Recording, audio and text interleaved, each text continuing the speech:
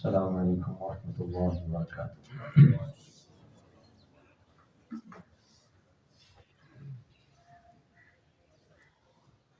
ان الحمد للہ نحمده ونستعینه ونستغفره ونعوذ باللہ من شرور انفسنا وسیئات اعمالنا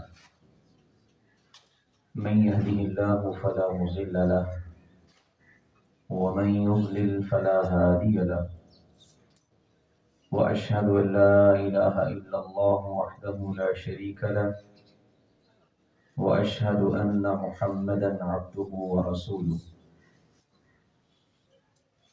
اما بعد فان خير الحديث كتاب الله وخير الهدي هدي محمد صلى الله عليه وسلم وشر الامور محدثاتها وكل محدثة بدعة وكل بدعة ضلالة وكل ضلالة في النار۔ يا أيها الذين آمنوا اتقوا الله حق تقاته ولا تموتن إلا وأنتم مسلمون۔ يا أيها الناس اتقوا ربكم الذي خلقكم من نفس واحدة وخلق منها زوجها وبث منهما رجالا كثيرا ونساء واتقوا الله الذي تساءلون به والأرحام إن الله كان عليكم رقيبا۔ يا أيها الذين آمنوا اتقوا الله وقولوا قولا سديدا يصلح لكم أعمالكم ويغفر لكم ذنوبكم ومن يطع الله ورسوله فقد فاز فوزا عظيما۔ اللهم نور بكتابك قلبي وشرح به صدري وأنطق به لساني بحولك وقوتك يا أرحم الراحمين۔ رب اشرح لي صدري ويسر لي أمري واحلل عقدة من لساني يفقهوا قولي۔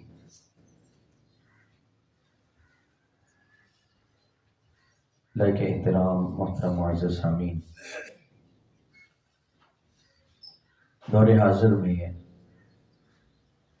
ہمارے اکثر احباب کا یہ نظریہ بن چکا ہے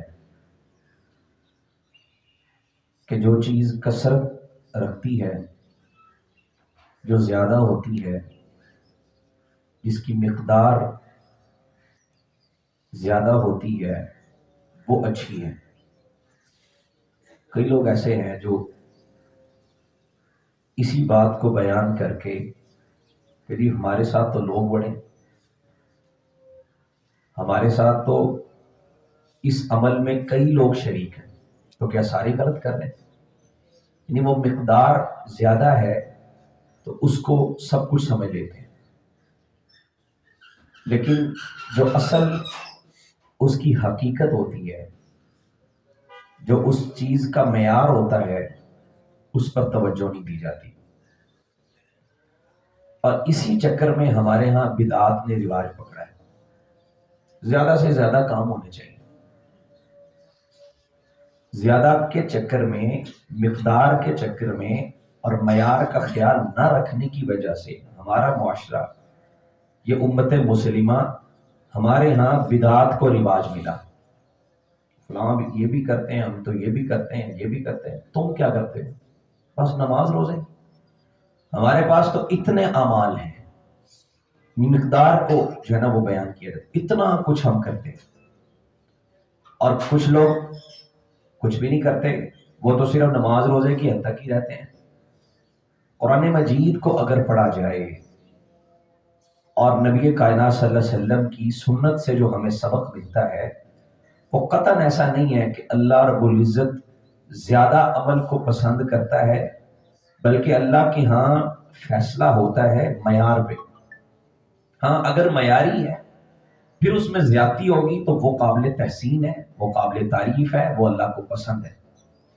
لیکن اگر معیاری نہیں ہے تو پھر آپ جتنا مرضی کام کر لیں اس کی کوئی وقت نہیں ہے۔ یہ تو دنیا کے معاملات میں بھی ایسے ہوتا ہے نا۔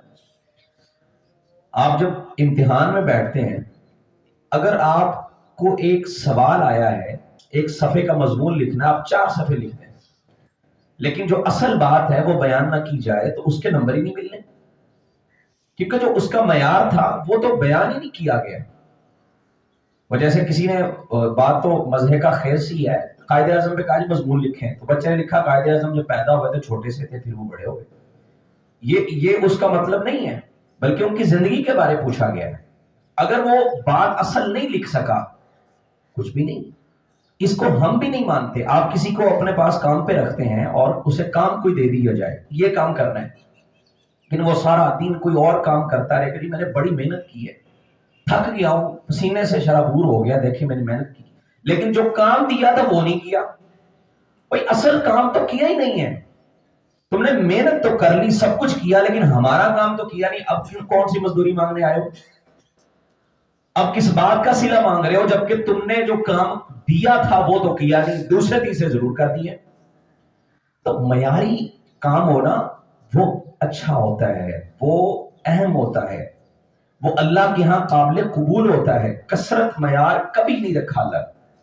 قرآن مجید میں تو اللہ رب العزت نے یہ فرمایا وَلَكِنَّ أَكْثَرَ النَّاسِ لَا يَعْلَمُونَ. اکثر لوگ علم نہیں رکھتے، اکثر شکر نہیں کرتے، لا یشکرون. اور اکثر کو اللہ نے کہا یہ جاہل ہے. یعنی اکثر کا جو ہے نا وہ ہمارے ہاں جو سمجھا جاتا ہے کہ زیادہ ہوگا تو اچھا ہوگا. اللہ کہتا ہے زیادہ تو ایسے ہیں جو نہ شکر ہیں، جو علم نہیں رکھتے، جو جہالت والے ہیں. جبکہ اللہ رب العزت دیکھتا ہے عمل اچھا ہو، معیاری ہو. جیسے ہمارا ظاہر ہے بڑا سجایا بنایا ہوتا ہے ہم نے، بڑا خوبصورت جو ہے نا جسم و جسہ کیا ہوتا ہے، لباس بھی اجلا ہے، اور انسان نے جو ہے نا وہ چیزیں بھی بڑی عمدگی کے ساتھ پہنی ہوئی ہیں اور مہنگے برانڈ پہن رکھے ہیں. اللہ اس کو دیکھتا ہے. ہمارے ہاں اس پہ توجہ ہوتی ہے. اب دیکھیں یہ بات، کاسمیٹکس کی جو انڈسٹری ہے وہ کس پہ کھڑی ہوئی ہے؟ وہ انسانوں کو سونا بنانے پہ کھڑی ہے، اور کہاں پہ کھڑی ہے؟ نبی کائنات صلی اللہ علیہ وسلم کے زمانے میں، صحابہ کے زمانے میں یہ قطعاً ایسا نہیں تھا. اور آپ دیکھیں یہ صرف بات کی حد تک نہیں ہے، یہ حقائق ہیں. اربوں کھربوں روپیہ اس انڈسٹری پہ خرچ ہوتا ہے جو لوگوں کو خوبصورت بناتی ہے. لوگ انجیکشن لگواتے ہیں اپنے آپ کو سفید کرنے کے لیے. کسی کو اپنا کالا رنگ پسند نہیں ہے، کسی کو اپنا چھوٹا قد پسند نہیں ہے، کسی کو اپنے بال پسند نہیں ہے جو رب نے بنائے ہیں. وہ کہتا کوئی اور سٹائل ہونا چاہیے. اور کسی کو جو ہے نا وہ اپنے جسم پہ جو لباس ہے وہ اچھا نہیں لگتا، میں وہ فلاں برانڈ ہوگا تو میں اچھا لگوں. ظاہر پہ توجہ اتنی زیادہ ہو گئی ہے جبکہ رب کہتا ہے ان اللہ لا ينظر. نبی کائنات صلی اللہ علیہ وسلم نے اللہ کے بارے کہا کہ اللہ کبھی نہیں دیکھتا تمہارا ظاہر. لا ينظر الى صورکم، تمہارے چہروں کو، تمہارے جسم و جسے کو، تمہارے قد کانٹ کو، تمہارا لباس ظاہر کیا ہے، اللہ کو اس کی کوئی پرواہ نہیں ہے. وَلَكِنْ يَنْظُرْ إِلَىٰ قُلُوبِكُمْ، وہ تو اندر دیکھتا ہے. معیار کتنا ہے، تمہارے دل میں ایمان کی مضبوطی کتنی ہے، اور تمہارے دل میں خلوص کتنا ہے، تمہارا اللہ کے ساتھ وہ تعلق کتنا ہے. لیکن ہم نے کہا نہیں، مقدار اچھی ہوگی تو سب کچھ اچھا ہو جائے گا. ایسا بندہ اگر سامنے آ جائے جو گاڑی سے اترا ہے اور وہ بڑا سوٹیڈ بوٹیڈ ہے، اس سے اچھا سلام لیا جائے گا، اس کو اچھا پروٹوکول دیا جائے گا، اسے ریسپشن دی جائے گی. لیکن کوئی ماڑا بندہ آ جائے اسے اس انداز میں دیکھا جاتا ہے کہ یہ اس کی کوئی اہمیت نہیں ہے. یہ ہے ہمارا معاشرہ جو مقدار پہ چلتا ہے، جو ظاہر پہ چلتا ہے. بہرحال بات ادھر چلی گی. بات جو میں کرنا چاہ رہا ہوں، شریعت کے اندر یہ بات بھی لازم ہے کہ اللہ معیار پسند کرتا ہے. منافقین کے بارے اللہ رب العزت نے کیا کہا؟ فلا تعجبک اجسامہم، ان کے جسم بڑے اچھے لگیں گے تمہیں، یہ ظاہر میں بڑے سونے بن کے آئیں گے اور بڑی میٹھی زبان میں باتیں کریں گے، لیکن ان کا اندر ٹھیک نہیں، ان کا جو معیار ہے وہ ٹھیک نہیں. ابو لہب، لہب کیوں کہتے ہیں؟ لہب شعلے کو کہا جاتا ہے. اور عرب کے اندر یہ جو ہے نا وہ عام طور پہ ہوتا تھا کہ جو بندہ جس کے ساتھ اس کا لگاؤ ہے یا جو چیز اس کے اندر پائی جاتی اس کے ساتھ کنیت بنا دی جاتی. حضرت ابو ہریرہ رضی اللہ تعالیٰ عنہ، ہرہ بلی کو کہتے ہیں، وہ بلیوں سے کہتے ہیں، ان کو ابو ہریرہ کہنا شروع کر، بلیوں کا باپ. لہب کہتے ہیں شعلے کو، یہ اس کا اصل نام نہیں ہے. اتنا خوبصورت جوان تھا وہ کہ اس کا چہرہ ایسے تھا جیسے آگ شعلہ مار رہی. لیکن کیا کہا؟ تبت یدا ابی لہب وتب، جہنمی ہے وہ. اللہ نے قرآن میں واضح نص دے دی کہ یہ جہنم میں جائے. لا نارن ذات لہب، اللہ اکبر، یہ جہنمی. لیکن دوسری جانب اب ابن مسعود رضی اللہ تعالیٰ درخت پہ چڑھے مسواک اتارنے کے لیے، صحابہ مسکرانے لگے. نبی کائنات صلی اللہ علیہ وسلم نے فرمایا مما تضحکون، کیوں مسکرا رہے ہو، وجہ کیا ہے؟ کہا یہ ابن مسعود درخت پہ چڑھا ہوا ہے، ہوا چلی اور ان کی پنڈلی سے کپڑا جو ہے نا وہ ہٹ گیا ہے، تو کہتے ہیں ہم ان کی باریک پنڈلیوں کو دیکھ کے مسکرانا شروع ہو گئے. دقتی ساقیہ، اتنی معمولی سی ہیں اور بالکل کمزور سی ہیں، ہمیں ہنسی آ گئی ہے. نبی کائنات صلی اللہ علیہ وسلم نے فرمایا اللہ کی قسم، قسم اٹھا کے آپ کہتے ہیں یہ دو پنڈلیاں اتنی معیاری پنڈلیاں ہیں، مقدار تو تمہیں نظر آ رہی ہے بہت چھوٹی ہے، یہ تمہاری نظر میں ان کی حیثیت کچھ نہیں ہے، لیکن نبی کائنات صلی اللہ علیہ وسلم کہہ رہے اللہ کی قسم اگر ان پنڈلیوں کو احد پہاڑ کے مقابلے میں رکھ دیا جائے، احد پہاڑ بھی ان کے وزن کا مقابلہ نہیں کر سکتا. اتنا وزن ہے ان کا اللہ کے ہاں، یعنی رب کا جو ترازو ہے اس کے ہاں یہ بڑی معیاری ہے. تم سمجھتے ہو یہ جو ہے نا وہ ان کی اہمیت نہیں ہے، لیکن اللہ سمجھتا ہے، معیار دیکھتا ہے. اور اس میں کبھی مان نہیں ہونا چاہیے میں بڑا عمل کر کے آیا ہوں، اس کے قبول کی کوشش کی. سیدنا علی رضی اللہ تعالیٰ عنہ کہا کرتے تھے لا تہتموا لکثرت العمل، عمل کی کثرت کا اہتمام تم زیادہ نہ کیا کرو، بلکہ کیا کیا کرو اہتموا للقبول، اس کی قبولیت کا زیادہ اہتمام کیا کرو کہ یہ قبول ہو جائے، معیاری ہو، اللہ کے ہاں قبول ہو جائے گا تو چھوٹا سا عمل بھی بڑا ہو جائے گا. یہ مان صحابہ نے ایک دفعہ کیا غزوہ حنین کے موقع پہ، اور یہ ہماری بڑی تعداد ہے، ہم تو تعداد میں بہت زیادہ ہے، کثرت ہے ہماری، ہم مقدار میں زیادہ ہیں، ہم تو سب کچھ کر لیں گے. یہ ایک مان، حالانکہ صحابہ ہیں نبی کائنات صلی اللہ علیہ وسلم کے تربیت یافتہ لوگ جن کو اللہ نے قرآن مجید میں جنت کا سرٹیفکیٹ دے دیا ہے، کل وعد اللہ الحسنى، کوئی شک نہیں ہے ان کی جو ہے نا وہ کسی عمل کے بارے کوئی شک میں مبتلا نہیں ہو سکتا کہ پکے جنتی ہیں. لیکن جب انہوں نے کثرت پہ مان کیا تو اللہ نے ان کے قدم ڈگمگا دیے. آپ نے اگر تاریخ پڑھی ہے تو آپ دیکھیں غزوہ حنین کے موقع پہ ہوا کیا تھا. صحابہ کے ایک دفعہ ڈگمگا گئے قدم، کہا بس ختم، لیکن پھر اللہ نے تھوڑا سا حوصلہ دیا، پھر اللہ نے ان کو فتح دی. لیکن پہلے اللہ نے یہ بتایا مقدار پہ مان نہ کرنا. اور یہی وہ صحابہ جب غزوہ بدر میں 313 تھے، کچھ بھی نہیں تھا، اسباب نہ ہونے کے برابر. جو اسباب کا ہم نے پیچھے بات کی ہے اس پہ اس کی بات آئی تھی، کچھ نہیں، لیکن اذ تستغیثون ربکم فاستجاب لکم، اللہ پہ انہوں نے بھروسہ کیا. مقدار نہیں تھی، 313 کی کیا حیثیت ہوتی ہے 1000 کے سامنے، لیکن یہ بڑے ایمان والے تھے، مضبوط ایمان والے تھے. اللہ نے ان کے ہاتھوں 1000 کو پسپا کیا، شکست دوچار کیا، 70 کو جو ہے نا وہ مار گرایا اور 70 کو قیدی بنایا، اور جو بچے وہ بھاگ نکلے. یہ کیوں تھا؟ ادھر مان نہیں کیا، معیار ایمان کا موجود ہے. تو شریعت میں کثرت یہ اہم نہیں ہے، اہم یہ ہے کہ آپ کا عمل کتنا پیارا ہے. بعض انسانوں کی مثال نبی کائنات صلی اللہ علیہ وسلم نے فرمایا 100 اونٹوں کی طرح ہوتی ہے جن میں سے ایک بھی سواری کے لائق نہیں ہوتی. یہ صحیح بخاری کی روایت ہے. 100 اونٹ ہیں، اب ایک بندہ ان کو لے کے جو ہے نا وہ کھڑا نہیں، میرے پاس دیکھے 100 سواریاں ہیں لیکن ایک بھی چلتی نہیں. 100 گاڑی کا مالک ہے، کوئی ایک بھی ایسی نہیں ہے کہ جس کو سلام مارے اور وہ سٹارٹ ہو جائے اور اس کو منزل مقصود تک پہنچا دے. ساری بیکار کھڑی ہیں، ان کا کوئی فائدہ ہے؟ کثرت تو ہے لیکن کوئی ایک بھی معیاری نہیں ہے جو چل سکے، جو اس کے کام آ سکے. آپ کے جو اعمال ہیں جو ہم اللہ کے سامنے لے کے جا رہے ہیں اس میں معیار کتنا ہے؟ ڈھونڈا کریں، تلاش کیا کریں.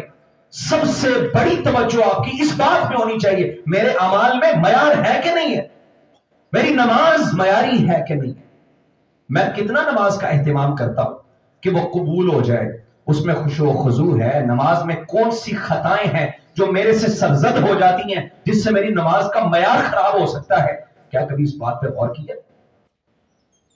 اس میں انشاءاللہ مفصل گفتگو کریں گے کہ نماز میں ہماری کون سی خطائیں ہیں جو اکثر لوگوں میں نظر آتی ہیں. لیکن کبھی کسی نے غور نہیں کیا، کیونکہ وہ معیاری بنانا ہی نہیں چاہتے، وہ ٹوٹل پورا کرنے کے چکر میں مسجد میں آتے ہیں. ٹوٹل پورا ہوا چھٹی، آئے دیکھا نہیں اتنی رکھتے پڑھنی ہو گئی ختم. معیاری نماز نہیں. تو وہ یہ میرا موضوع نہیں، لیکن میں بتانا یہ چاہتا ہوں کہ نماز کے حوالے سے ہماری توجہ کتنی ہے. کون کون سی ایسی غلطیاں ہیں جن کی وجہ سے میرا معیار خراب ہو سکتا ہے، اور کون سی ایسی چیزیں ہیں جن کے اپنانے سے میں کمال درجے تک جا سکتا ہوں. میری نماز زیادہ بہتر ہو سکتی ہے، زیادہ اچھی ہو سکتی ہے، میری کمال آ سکتا ہے نماز میں. وہ کون سی دعائیں ہیں جو میں سیکھ لوں تو نماز میں کمال آ جائے گا. آپ ابھی روزے آنے والے ہیں، رمضان قریب ہے، آپ نے رمضان کی کتنی تیاری کی ہے کہ میں روزہ معیاری رکھنا چاہتا ہوں. رمضان میں جا کے مسئلے پوچھ رہے ہوتے ہیں، یہ نہیں پتا، یہ نہیں پتا، اب کیا کروں. یہ ہاں پوچھنا تو حرج کوئی نہیں ہے، پوچھے، بالکل پوچھنا چاہیے، لیکن اس سے پہلے تیاری کر کے رکھنا. یہ کمال آتا ہے عبادت میں جب بندہ پہلے سے تیار ہو. اسلاف 6 مہینے پہلے دعائیں کرتے تھے، اللہ رمضان ہمارے نصیب میں کر دینا. یہ بڑی پتہ کی بات ہے، یہ سوچنے والی بات ہے. 6 مہینے پہلے کون سوچتا ہے؟ ہمیں تو ابھی بھی فکر نہیں ہونی، کئی ایسے پتہ ہی نہیں رمضان کا، بڑا آ کے گزر جائے گا.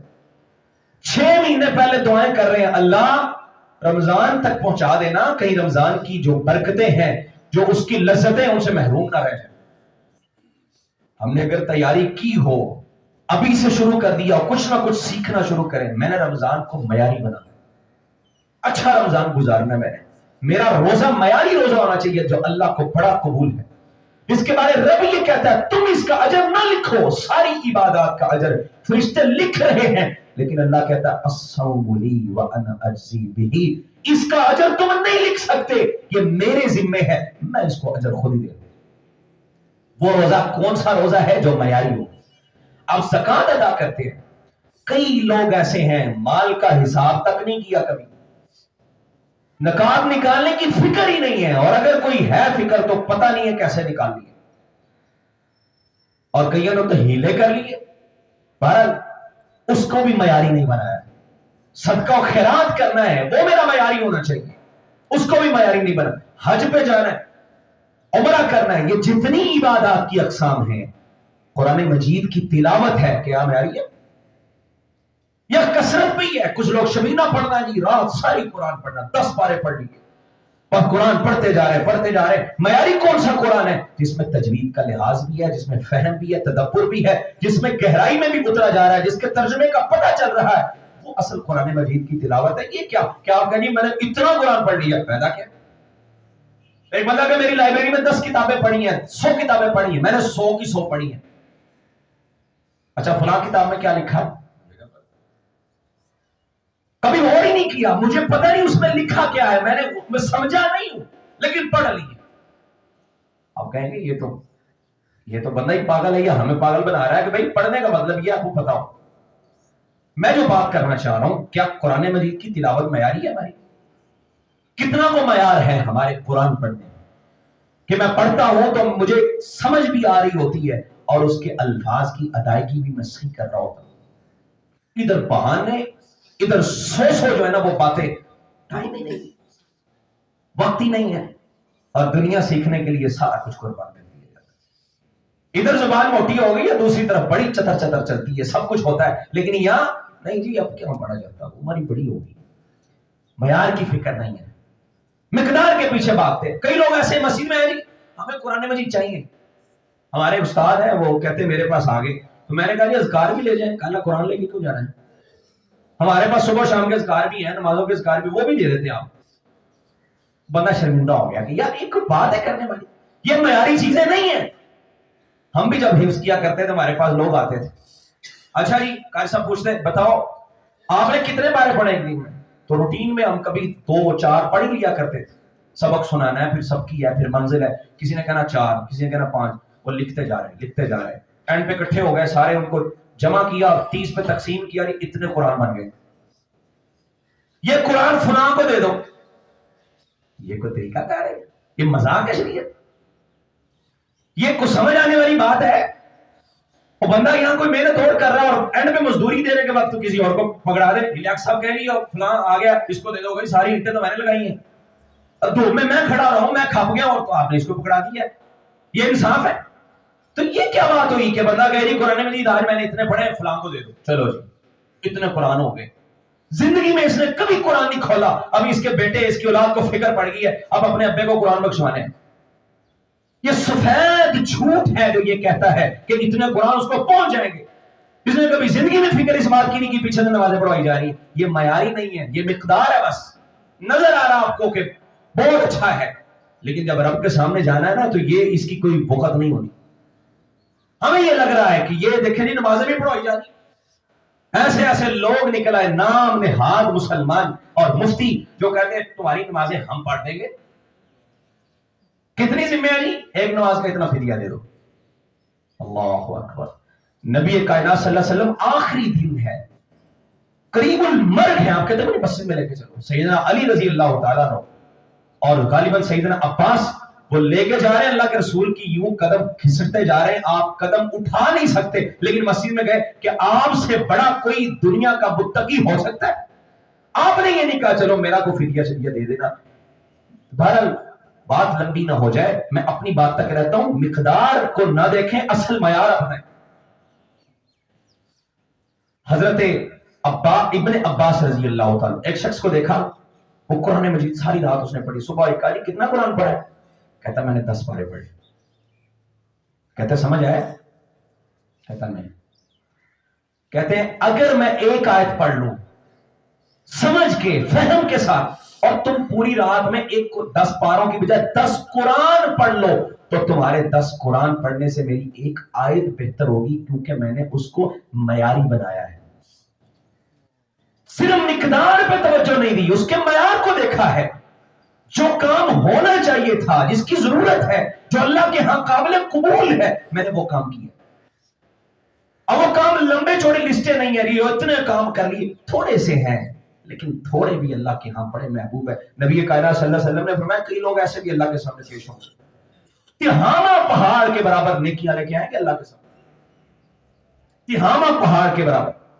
عاملۃ ناصبہ، قرآن یہ کہتا ہے وہ تھک جائیں گے، اتنے اعمال کریں گے، اتنی نیکیاں کریں گے، تھکے ہوں گے، عمل کر کر کے تھکاوٹ ہو جائے گی، اتنا عمل کیا۔ عاملۃ ناصبہ تصلی نارا حامیہ، ان کو جہنم میں پھینک دیا جائے گا، ان کے اعمال کا وزن ہی نہیں ہوگا، عمل بڑے کیے۔ اب یہ کوئی بہت بڑی بات نہیں ہے، اور آج کے زمانے میں یہ کوئی مشکل بھی نہیں ہے کہ عمل کا وزن ہوگا کہ نہیں ہوگا، وہ اللہ نے کرنا ہے، وہ اللہ جیسے بھی چاہے کر لے گا۔ آج تو ہر چیز کا وزن ہو جاتا ہے، اعمال بڑے ہیں، اور اتنے اعمال ہیں کہ وہ ٹنوں کے حساب سے وزن رکھتے ہیں، لیکن رب کے ہاں ان کی حیثیت ایسے ایک مچھر کے پر کے برابر بھی نہیں ہو۔ قرآن مجید میں اللہ رب العزت نے کیا فرمایا؟ اللہ ان کو خاکستر کر دے گا، خاک بنا دے گا۔ جب کوئی چیز جل کے بالکل خاکستر ہو جاتی ہے، راکھ اس کے اینڈ پہ بچتی ہے، کا وہ بنا کے اللہ ہواؤں میں اڑا دے گا، ان کی کوئی وقت نہیں، ہباء منصورا، کچھ بھی اللہ کے ہاں اوقات نہیں ہے۔ اور پھر آیت پڑھی نبی کائنات صلی اللہ علیہ وسلم نے، فلا نقیم لہم یوم القیامت وزنا، ان کے لیے اللہ قیامت کے دن میزان ہی نہیں لگائے گا۔ میزان لگے گا کیونکہ ان کے اعمال کا وزن ہی نہیں ہے۔ اور جی دیکھیں کتنے اعمال کر کے آیا ہوں میں، ایک میں بھی اللہ کے رسول کی مہر نہیں لگی ہوئی۔ اعمال کا ڈھیر تو موجود ہے لیکن معیار کچھ بھی نہیں ہے، اللہ کے ہاں اس کی کوئی بخت نہیں۔ اور اگر آپ کا اعمال اچھا ہے، ایک چھوٹی سی کھجور کی گٹھلی یا کھجور اللہ کے راستے میں آپ نے صدقہ کر دی ہے، نبی کائنات صلی اللہ علیہ وسلم کہتے ہیں اللہ اسے پالتا ہے۔ معیار ہی بڑی تھی، دل میں جو ہے نا وہ ایمان تھا، خلوص تھا کہ اللہ کے راستے میں کچھ خرچ کرنا ہے، جذبہ تھا، معیار پورا تھا۔ اللہ نے اسے کھجور کی گٹھلی کی پرورش کی، جیسے ہم میں سے کوئی اپنی بکری کے بچے کو پالتا ہے، کوئی بھینس کے بچے کو پالتا ہے، اس کی پرورش کر کے اسے بڑا کرتا ہے، پھر اس سے صلہ لیتا ہے۔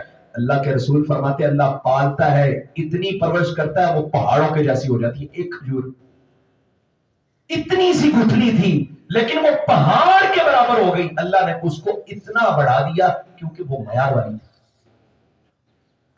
اس کے اندر جان تھی، جو جذبہ اصل تھا وہ موجود تھا۔ ایک صحابی جب نبی صلی اللہ علیہ وسلم نے کسی جو ہے نا غزوے کے لیے اعلان کیا، ساری رات انہوں نے کسی یہودی کی ہاں محنت کی، اللہ اکبر، تھوڑا سا کچھ ان کو جو ہے نا وہ مزدوری کے طور پہ جو کچھ ملا کچھ اپنے لیے رکھا اور کچھ نبی صلی اللہ علیہ وسلم کی بارگاہ میں لے گئے.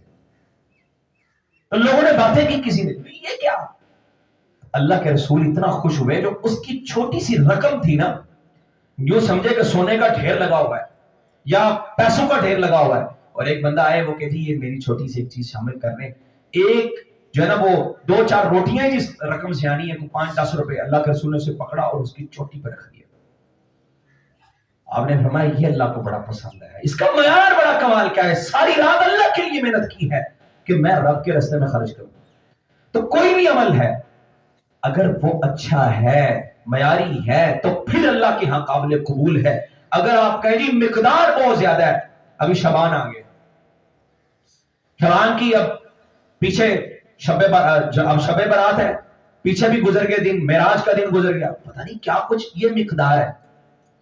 کچھ کا چکر ہوتا ہے شارٹ کٹ کے ساتھ جو صوفیاء نے میں دیا, یہ کر لو زندگی گزر جائے گی, اور کچھ کا چکر ہوتا ہے مقدار کے ساتھ. ہم کہتے ہیں نہیں, میں دیکھیں نہیں ہم کیا کرتے ہیں, بندہ فوت ہو گیا اس کے بعد کتنے فنکشن ہوتے ہیں, یہ بھی ہے یہ بھی ہے یہ بھی ہے, لیکن معیار کسی میں نہیں. اور دوسروں کو تانے دے رہے, تم کیا کرتے ہو, ہم تو اتنا کچھ کر رہے. پھر کبھی جو ہے نا وہ لکھی روزہ رکھا جا رہا ہے, کبھی معراج کا روزہ رکھا جا رہا ہے, کبھی مریم کو روزہ رکھا جا رہا ہے, کبھی ابو جعفر کی سحنک دی جا رہی ہے, کبھی جو ہے نا امام حسین کی جو ہے نا وہ دی جا رہی ہے, پتہ نہیں کیا کچھ بنا, اتنا مقدار ہے اتنی مقدار ہے, کسی میں بھی نبی صلی اللہ علیہ وسلم کی اور نہیں.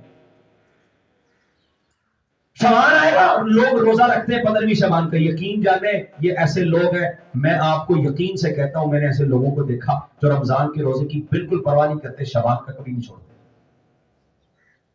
یہ وہ لوگ ہیں جو صرف مقدار کو دیکھتے, وہ کہتے ہیں ٹھیک یہ ایک رکھ لو ساری زندگی کے گناہ معاف ہو جانے. شبان کے روزے کا اتنا اہتمام, تسبیح پکڑی رات کو عبادت کر رہے. میں نے ایک بندے کو دیکھا, میں نے کہا یہ رات آپ جاگ کے گزار رہے, بڑا لیٹ میرا اس سے ملاقات ہوئی, کہتا نہیں یہی تو رات ہے عبادت والی. اور یہ وہ لوگ ہیں جو شب برات کو تو عبادت کر لیں گے, 15ویں شبان کو عبادت کر لیں گے, لیکن یہ وہی لوگ ہیں جو لیلۃ القدر کی تلاش کے لیے نہیں جاتے, اصل کو چھوڑ دیا ہے, دوسری تیسری کی چیزوں کے پیچھے بھاگ گئے. تو ابھی یہ شبان آئے گا, اب دیکھیے گا کتنی بدعت یہاں پہ آتی ہے, پٹاخے پھوڑے جا رہے ہیں اور پتہ نہیں کیا کچھ کیا جا رہا ہے دین کے نام پہ. یہ کون سا معیار ہے, یہ کس نے دیا؟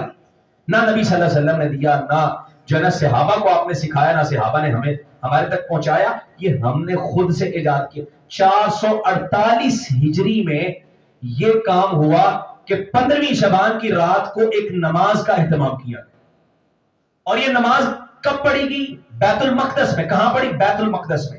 اور پڑھی کیوں گئی؟ کچھ آگ کے پجاری تھے جو آگ کی پوجا کرنے والے نا, وہ مسلمان ہو گئے, انہوں نے ان کی خوشی میں نماز پڑھی جسے صلاۃ الرغائب کا نام بھی دیا جاتا ہے. تو وہ نماز جو آگ کے پجاریوں نے پڑھی تھی آج مسلمان پڑھتے ہیں اور اس کے لیے دلیلیں بھی کرتے ہیں. ایک بھی صحیح روایت ثابت نہیں, لیکن ہم مقدار میں بڑا ہمیں الجھا دیا گیا, ہمارے علماء نے الجھا دیا, یہ بھی کرو یہ بھی کرو, لیکن جو اصل چیزیں تھیں ان کو ہم نے توجہ نہیں. نماز روزہ جو ہمارے پہ فرض ہے اس کی توجہ نہیں ہے. ایک بندے نے مجھے فون کیا 12 ربیع الاول, مجھے کہتا جی عید مبارک. میں نے کہا یہ کون سی عید ہے؟ واللہ اس بندے نے مجھے پتا کیا کہتا, یہی تو اصل عید ہے, جو اصل عید نبی صلی اللہ علیہ وسلم نے قرار دی تھی. عید الفطر ہے, عید الاضحیٰ ہے, اصل تو وہ ہے جو شریعت میں ثابت ہے. چلو اس کو بھی کوئی کھینچا تانی کر کے پکڑ تکڑ کے کوئی عید بنا لے, لیکن اصل تو نہیں ہے, اصل تو وہی تھی. وہ کہتا نہیں اصل تو عید یہی ہے. یعنی اتنا ہمارے جو ہے نا وہ ذہنوں کو خراب کیا گیا ہے کہ ہم نے جو غیر معیاری چیزیں تھیں ہم نے ان کو اصل قرار دے دیا. یہی اصل ہے, یہی سب کچھ ہے. اگر یہ نہیں کیا تو پھر کچھ نہیں کیا. آپ نے کبھی کسی ایسے بندے کو دیکھا کہ جو نماز نہیں پڑھتا اسے کہ یار تو ابلیس ہے, تو نماز نہیں پڑھتا, تو والدین کا فرما بردار نہیں ہے, تو ابلیس ہے. کبھی دیکھا؟ اصل چیزیں ہیں یہ اصل ہے, فرائض ہے. پورا رمضان ہی روزہ رکھا اس نے, کسی نے آگے کہا تو نے رمضان میں روزے نہیں رکھے تو ابلیس ہے. لیکن جو چیز جس پہ اختلاف ہے, جس پہ کئی لوگوں کا اختلاف ہے, میں نہیں کہتا ٹھیک ہے آپ کریں, لیکن لوگ اس اختلافی مسئلے کو جو اصل نہیں تھا اس کو کہتے جو نہیں مناتا وہ تو ابلیس ہے.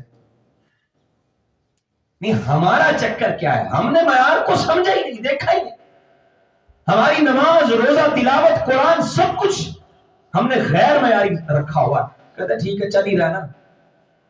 تو عزیز ساتھیوں، بات کرنے کا مقصد یہ ہے کہ آپ کے جتنے اعمال ہیں وہ معیاری ہونے چاہیے. اللہ کے ہاں اونچی دکان، پھیکا پکوان، یہ والا معیار نہیں چلتا کہ بڑا جو ہے نا وہ کمال کی دکان بنائی ہوئی ہے لیکن اندر کچھ بھی نہیں ہے. بندہ بڑا سونا ہے اور بڑا جو ہے نا اجلا لباس پہنا، بڑا ہٹا کٹا ہے لیکن وہ کر کچھ بھی نہیں سکتا. ایسے بندوں کی اللہ کے ہاں کئی ایسے بھی ہیں، نبی صلی اللہ علیہ وسلم نے موٹے تازے بندے آئیں گے، اللہ کے ہاں مچھر کے پر کے برابر بھی کی اوقات نہیں ہے. ایسے ہمارے اعمال کہیں نہ ہو جائیں کہ ہباء منصورا بن جائیں. جو بھی عمل زندگی میں کر رہے ہیں اس کو معیاری بنائیں. اور معیاری عمل، اس پہ ہم نے پہلے بھی بات کی ہوئی ہے، وہی ہوتا ہے جو اللہ کے رسول صلی اللہ علیہ وسلم نے دیا ہے، جس پہ آپ کی مہر لگی ہوئی ہے. وہ 3 صحابہ تھے، انہوں نے آ کے پوچھا سیدنا عائشہ رضی اللہ عنہا سے، اللہ کے رسول کی عبادت کا معمول کیا ہے؟ اور آپ تو راتوں کو جاگتے ہیں، آپ روزے رکھتے ہیں. وہ کہتے پھر ہم کیا ہوئے؟ نبی کائنات صلی اللہ علیہ وسلم کے مقابلے میں ہماری تو پھر کوئی حیثیت ہی نہیں ہے. تو پھر ہم بھی ایسا کرتے ہیں.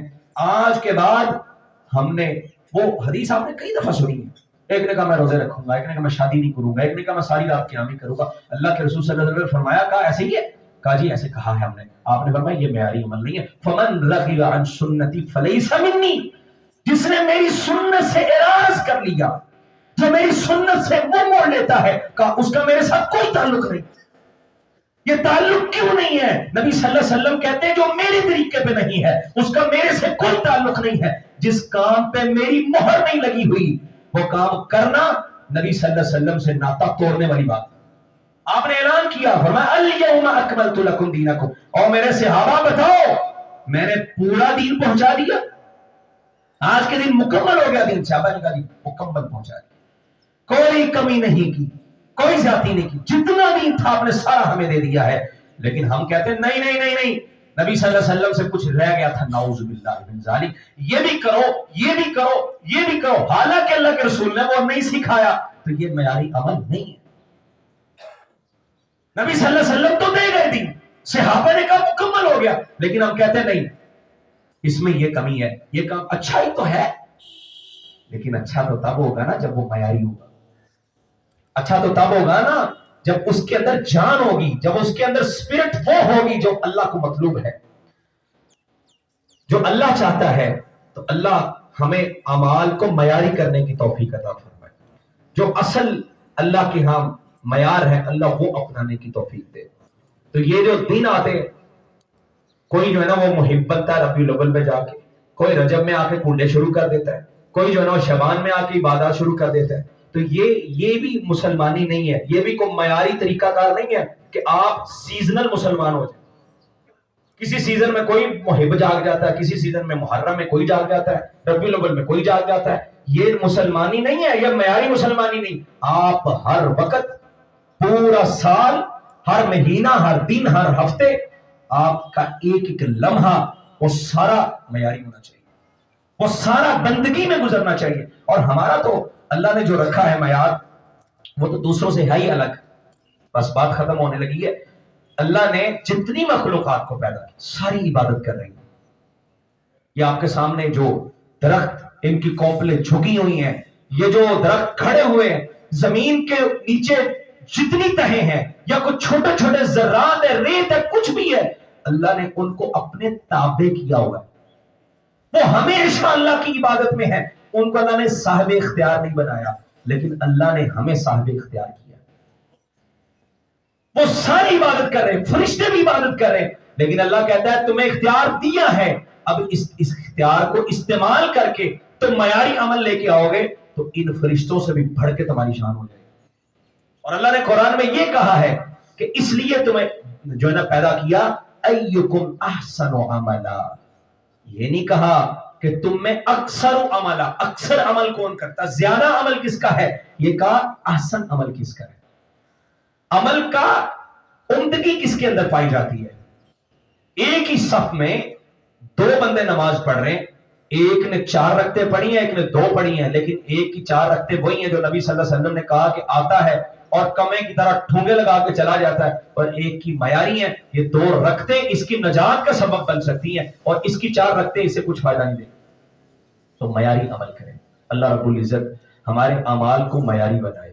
اور ابھی رمضان آنے والا ہے، اللہ ہمیں رمضان سے پہلے رمضان کی تیاری کرنے کی توفیق دے تاکہ ہمارا روزہ بھی معیاری ہو جائے. اللہ ہمیں اپنی نمازوں کی فکر کرنے کی توفیق دے. اللہ ہماری جتنی عبادات ہیں ان سب میں مقدار کی بجائے اللہ جو اصل معیار ہے اس پہ توجہ دینے کی توفیق دے. اقول قولی ھذا وآخر دعوانا الحمدللہ.